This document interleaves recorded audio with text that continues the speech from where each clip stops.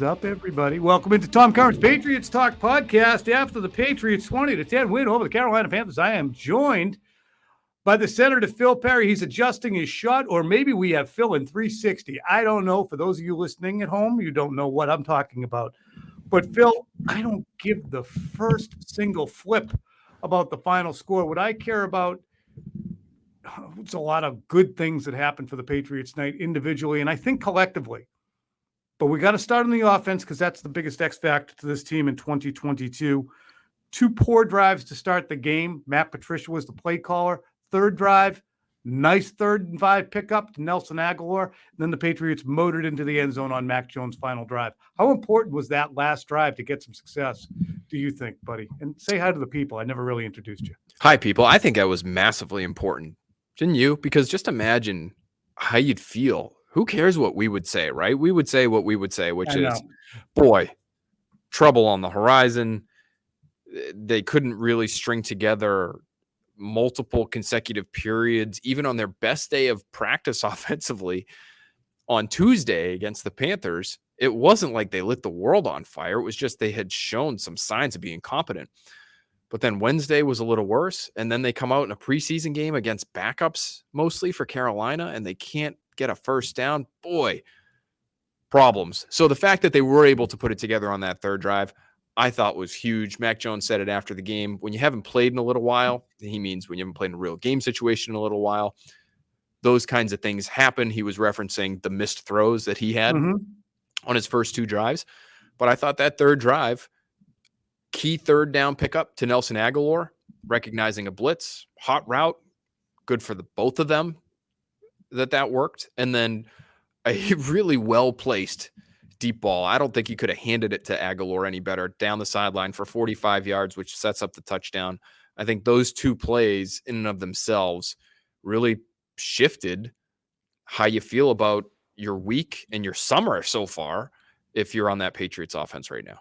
Also a well-placed throw in the flat to Ty Montgomery, who ended up with the touchdown, and also Ty Montgomery had a nice run in there as well. But that's key. Ty Montgomery will be one of the guys that we would have a thumbs-up stamp on, as would Nelson Agholor. Both those guys followed up a good week of practice in the joint practices with good performances in the game. We'll get to a few more ups and downs in a minute or two, but the overriding and overarching conversation we've had is about play caller. We can't put it to bed because we continue to have the shell game played. But when you listen to Mac Jones' post-game comments about Matt Patricia and Skull Crusher, I'd love to wedge these in post-pro. That's called post-production. So grab those quotes from Mac on Patricia and slam them in right here. Yeah, I think Matty's done a great job. He's one of the most brilliant people I've ever been around in terms of football knowledge. So, between all the coaches we have, they've done a great job preparing us, and he's really starting to get a feel for it. And that's the thing, is just growing each week and making sure that we can stack, good days together. And he's very easy to talk to on the sideline, very easy, laid back kind of type coach, but demands a lot. And I respect that about him. And hopefully we can grow for a long time. So Patricia quarterbacked the offense from the side. Okay, he was the play caller, just say that. And Mac Jones calls him one of the most brilliant football minds he's ever been around, and says he hopes they work together for a long time.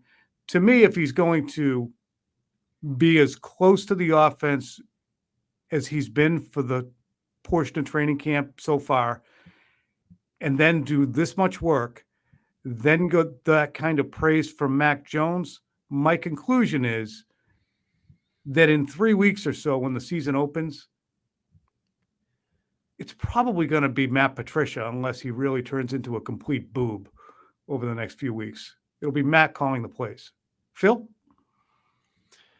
I agree, and I think the comments we heard from Mac Jones might be the biggest takeaway of the night, because that was a firm stamp of approval. That was a very strong public vote of confidence, where Mac Jones, he does say, he mentions at one point in that quote, between all the coaches we have, they're all doing a great job. But he really goes on and on about Patricia specifically, one of the most brilliant people I've ever been around in terms of football knowledge. Guy who's been coached by Steve Sarkisian and believe he was there with Brian Daboll on the staff, and Nick Saban obviously is his head coach at Alabama, and Josh McDaniels and Bill Belichick. He's been around some pretty brilliant football people. So that's high praise. And Tom, I don't know if Bill Belichick has had it in his mind for months now that Matt Patricia would be calling plays week 1. If he was leaving the door open, he wanted to go through this process to see how it worked. But I don't think you can do anything but have Matt Patricia call the plays in week 1 now, given how the quarterback appears to feel about the guy. And I think the working plan has to be that eventually Joe Judge is going to be the play caller. He's not going to be the quarterback's coach just to hang out there with those guys. I don't think he's going to be a high and hot candidate in the next 12 months or in the next 5 months when the season ends to be a coach someplace else. He says he's really happy here. I don't know what happens when his Giants money runs out, but I would imagine Joe Judge is here for more than a year or two. If that's the case, Matt Patricia has value as an offensive line coach, as a Bill Belichick utility man to do everything he wants. Unless Matt Patricia turns into the second coming of Sean Payton or Josh McDaniels or whatever other Sean McVay, then I would imagine Joe Judge is the guy who is ticketed to become the offensive coordinator. Anything could happen, but in the process that Bill Belichick has playing out right now, my feeling is just from reading it and watching it unfold, it's Patricia's job temporarily. Judge will eventually assume it, but Bill Belichick will always reserve the right to change his mind, i.e. either if Patricia sucks, Bill will do it, or if Matt's so good at it, then he'll figure out what Joe's doing. He's got no long-term commitment. Again, those guys are still being paid by the teams they were with. I'd be surprised if either of them are making more than $1 million with the Patriots, which is a lot of money to you and me, but for a coach who was just a head coach, it ain't that much. So that being the working theory for me, it's going to be fascinating to watch because as Matt Castle told us, Phil, nothing is indicative of what the Patriots are going to look like. Why is Matt Patricia a better option in your mind right now to call offensive plays? I think the only guess that I have is that he has called defensive plays before. And so he understands the rhythm and the flow of a game and dealing with injuries and responding to the chess match that you're engaged in with the play caller on the other side of the sidelines. And so that's my guess. But one of the reasons I love this story, and I do find it really interesting, even if many of our listeners don't, I think they do too, though, is what's the end game here? I mean, is the end game just to have Matt Patricia hold the clipboard or hold the play sheet for now until Joe Judge is ready, and then he just goes back to being offensive line coach in perpetuity? Or I thought when both of these guys were brought back that it was probably with the thought in mind on Belichick's end that he's going to help them get back to that head coaching seat that they once had. And there's no quicker way to get a head coaching gig than to be a good offensive coordinator. And so would he take it away from Patricia? Would he take the play calling stuff away from Patricia just to give it to Judge? And then Patricia's just here as the offensive line coach. And maybe when Bill retires, Bill gives him benevolence is so hard to fathom. Bill Semeny, he can't be like just serving as a human trampoline for everybody and just treading water here in New England. They got to win games. If he's ever going to catch Don Shula and not go out like friggin' on his shield like Tom Landry and Chuck Noll and beat back that narrative, then he has to get to the playoffs and get deep in the playoffs. And I'm sure that he wants to.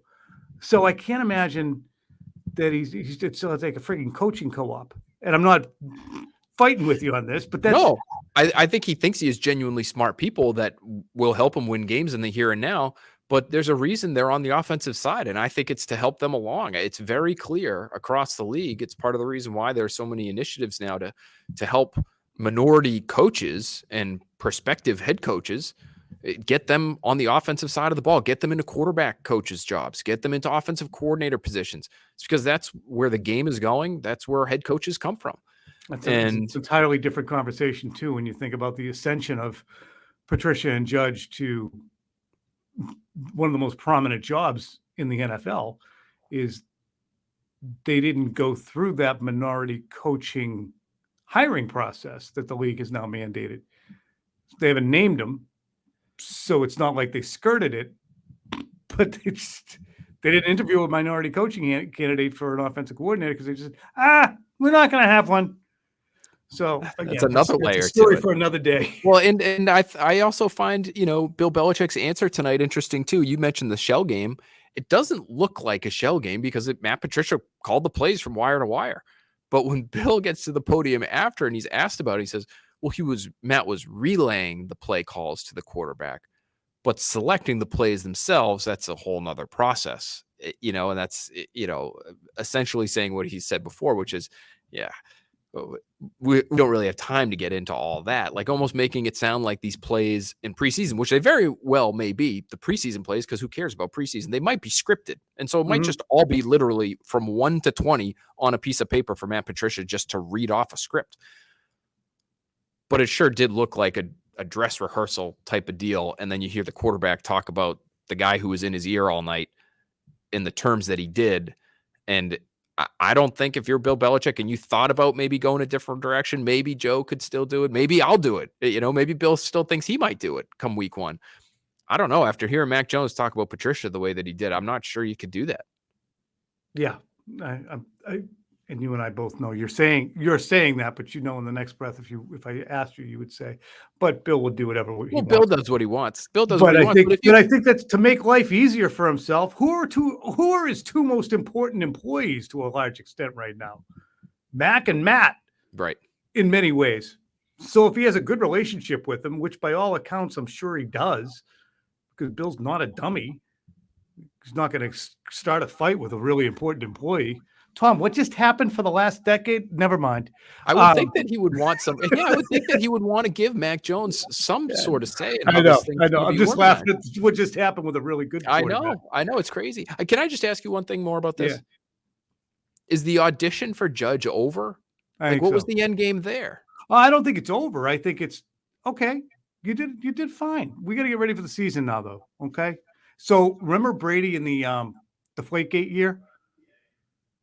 Preseason, he played a shit ton early. And then when it got later in the preseason, it was all Jimmy all the time. Yeah, that's a great comp. Yeah. So eventually, Joe, you're going to be the guy. It wasn't a tryout, week 1 of the preseason. Oh, wow, the lights have gone out on me in the green room. You're going to wave your arms. Hello. But it just does seem odd. It seemed like it wasn't decided last week in that preseason opener, but now it does seem like it was decided. But now you're saying maybe the reps for Joe Judge weren't for this year. They were for maybe mid-season, maybe next season, week 1 of the preseason. Those reps are really going to matter in 2023. You can't hold a game or a week or a preparation hostage to get Joe Judge ready to call plays. It's not like he's Brady coming back in week 4. It's like, we don't know. So unless Matt Patricia goes out there and he holds the menu upside down and starts ordering desserts on first down, we can't do it. The upshot of this conversation, our tail chasing on the offensive play calling, and we will get to the ups and downs because there were a lot of ups to plow through. If the defense is going to play like this, it's going to buy them a shit ton of time to get the offense straightened out. Because defensively, we saw, again, another example of outstanding team speed. And Dietrich Wise, Juwan Bentley, the physicality led by Kyle Duggar throughout this game. Raekwon McMillan, Mac Wilson, all of them played at a high level, in addition to the fleet of corners. Phil, should we downgrade the Patriots to an extent because they were playing the Scribinis of the Carolina Panthers? You shouldn't downgrade them, but you should limit the amount of upgrading we do. Okay. On them. Because they did overwhelm them. Sure. Overwhelm might be an overstatement because that's fine. But it was at the end of the day, it was PJ Walker, and they won't see. I don't think they'll see a single quarterback of that ilk all season long. And Mike White says hello. Was that the Jets quarterback? Mike White was actually pretty damn good. I would argue he was better than Zach Wilson. Davis Mills says hi. He was out there last year. Davis Mills was pretty good too. Tom. Davis Mills was pretty good too. You're just not going to see a whole lot of Phillip Walkers out there running around this year. But I will say, I think some of the things that we can judge based on tonight on that side of the ball are, yes, they are fast. And we said this after last week's preseason game. The second level, Raekwon McMillan, I thought ran around like a heat-seeking missile at times. Kyle Duggar, we know he can hit, and he proved again he could hit. He put Ike Ekwonu on his ass. That's a high-end first-round pick who's known for his athleticism and his ability to maul people in the run game. And Kyle Duggar put him flat on his back, probably giving up about 120 pounds to the guy. I think you can take away too, Tom, that they have talk about decisions being made for week 1.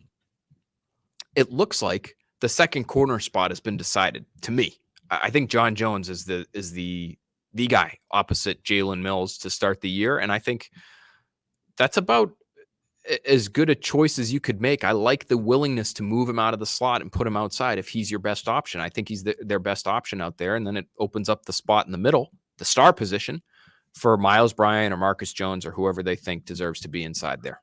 Where's the weakness in the secondary? We said, okay, Stephon Gilmore is gone. J.C. Jackson's gone. They don't have their shutdown corner. I'm not a big number one cornerback guy in terms of you have to have one. Same way with a number one receiver. You just have to have good ones. A number one corner, there's 5 of them, as far as I'm concerned, in the league. Everybody else has just starting corners. But I just don't think that anywhere in their secondary can I look at one guy and go, if that guy's on the field, they're screwed. The only guy I would say that about just ended up on IR, Jawan Williams. Other than that, I'm not looking at one guy. And Marcus Jones is going to get pantsed at some point in the first 5 games, guaranteed.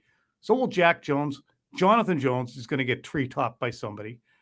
But generally speaking, I don't see one guy who I go, oh, he can't play. No, I think that's actually fair. Like, the one guy I might look at and say I'm still not completely sure about would be Shaun Wade, but Shaun Wade has made enough plays in camp. He comes up with an interception tonight, sort of a gift interception maybe, but he's shown more innate football ability than Jawan Williams has in 4 years, I think, in one summer. So I don't even hate it if he's out there if he makes the team. The one thing I would say about the secondary in terms of an overall weakness, though, would be their size.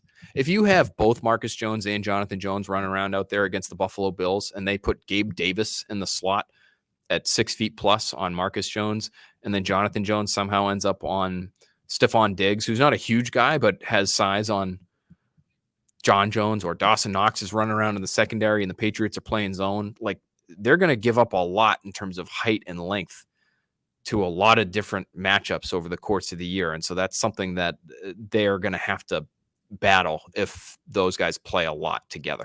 Next week will be an outstanding opportunity to watch how those guys compete against big-ass Davante Adams, big-ass Darren Waller, large Hunter Renfrow. There's probably other huge humans out there that I'm not really having called to mind because I don't know the friggin' Raiders depth chart.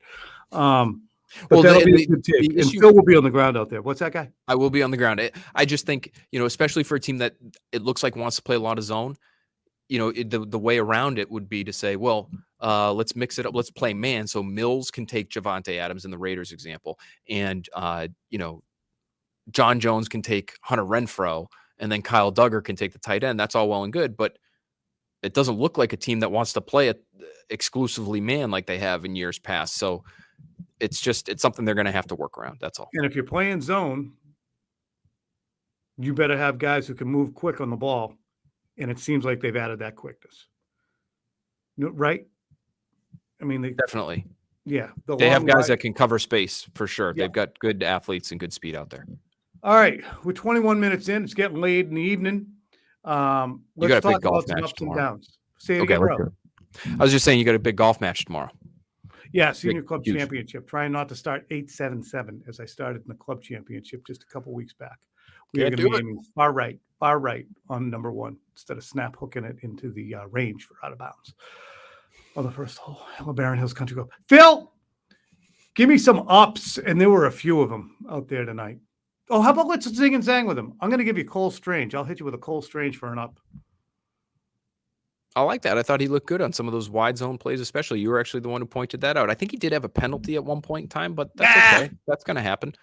I will give you a down to start. I'm going to stay on the offensive line. I just think it's going to be a real issue if they have to play James Ferentz a lot this year, Tom. He has been serviceable for them in the past in spot action, but it looks like right now they're thin enough on the line that he should be their super sub, play all three interior spots. He's just had a tough summer, especially this past week. Gets kicked out of a practice, has a rough period of one-on-ones against the Panthers. He gives up a sack. Andy has a personal foul penalty tonight during a 2-minute drill.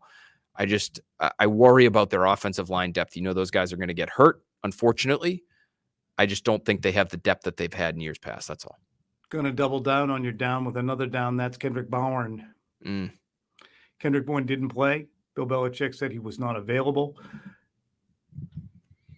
Hard not to speculate that it might have been attached to just a tough week for Bourne, who hadn't had huge contributions during training camp. And then after we had made mention of his slight contributions in camp, on Tuesday he came out, got bounced out of the first 11-on-11 session by not being ready to go for the first snap. I think he drew a flag, gets bounced. Bill Belichick basically said the upshot was, are you ready? Are you into this or not? And then a few minutes later, the first skirmish of the week broke out, and Kendrick Bourne on the outskirts of it squared off and threw a punch, which pushing and shoving is okay. Pulling and grabbing is okay. Going Marcus of Queensberry on the outside, not okay. The next day he came back on Wednesday and seemed to be relegated to depth duty. Tyquan Thornton in his place running with the ones. So I'm going to say that's a down for Kendrick Bourne. Hopefully he bounces back like him as a player, like him as a guy. And I'm going to go with one other down, and that's just to get the news out there. Tyquan Thornton with the shoulder was not slated to return. So Phil will be monitoring that when he gets to Vago. Phil? You just hate to see that for a rookie who was progressing steadily. You hope he doesn't have to miss any time. Didn't look like he was in an immense amount of pain when he got tackled on that one catch that he made. I was saying to you as we were watching, he may want to go to the Julian Edelman / you brought up the good Deion Branch example, the school of knowing when the battle is over and just go down, man. Will yourself invisible. You're very slight. It's not a great idea to have 3 defenders on you and wait for the 4th and 5th and 6th to flop on the pile and have 700 pounds of humanity land on you and your shoulder. But be that as it may, let's get a little less depressing. That was 3 straight downs. Let's go back up. And let's say little Jordan Humphrey. Another great preseason game from him. Another great preseason game as a receiver in the kicking game. Athletic move to get the ball down right at the goal line, diving into the end zone. You know Bill Belichick loves that. And then after the game, Tom, he says he's a tight end-ish type of player. And that made me perk up when I saw that, because the tight end spot is not very deep. I don't think Devin Asiasi has had a good camp. We know this is an offense that's going to use Hunter Henry and Jonnu Smith quite a bit. They could use some depth at that position. If they think he can play a little bit of tight end, at this point, I would much rather keep little Jordan Humphrey and throw him in that tight end room, make him a full-time tight end, rather than keep one of those other guys who I'm not sure are NFL caliber players. Zoe mentioned Charles Johnson from the 2001 team. I think I only heard part of it, but I heard. I think it was Perillo. It might have been Perillo. Okay, that's fair. So one of those maniacs. And then Castle mentioned Marcus Colston, who was a slot, but still, I get it on the build and the lack of speed. I'm going to drop both of those on you, and you're going to have to help me out with this guy's name. It was the tight end, first name Tim. The Patriots traded for him. That's who he is. Yes. Who the hell is he? Tim, what the hell was it? Tim Wright. Tim Wright? Tim Wright. Reminds me of Tim Wright. Am I wrong? I like that call. Call. Tim Wright came back from Tampa in the Logan Mankins trade back in 2014. Yeah. Didn't end up ever doing a whole lot other than I think he was touchdown in a game.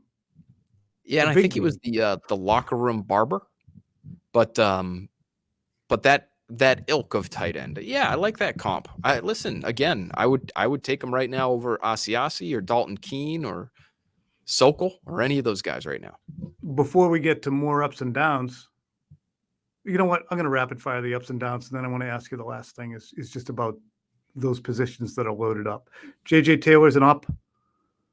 The group of linebackers, McMillan, Wilson.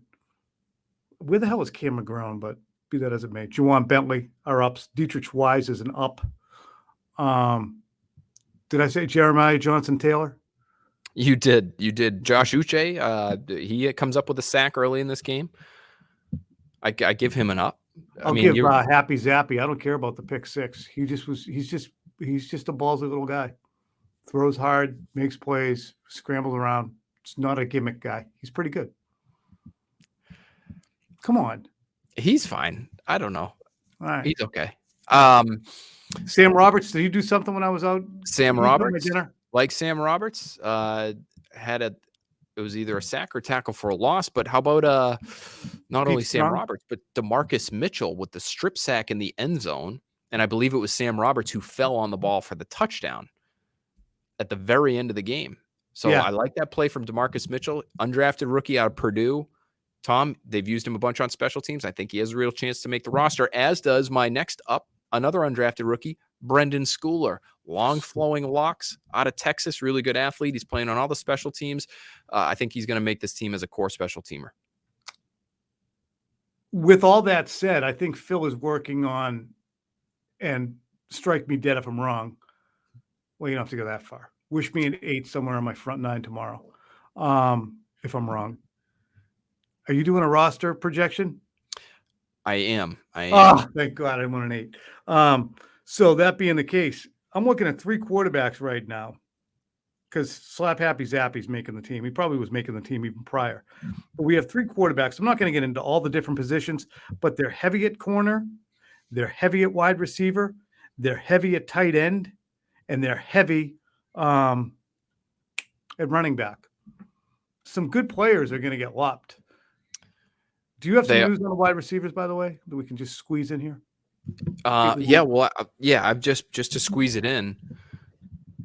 What I've been told is that receiver needy teams that need starting caliber receivers, have gotten in touch with the Patriots to see what's going on with the guys that I believe are most interesting for these teams include Kendrick Bourne, Nelson Aguilar, Jacoby Myers.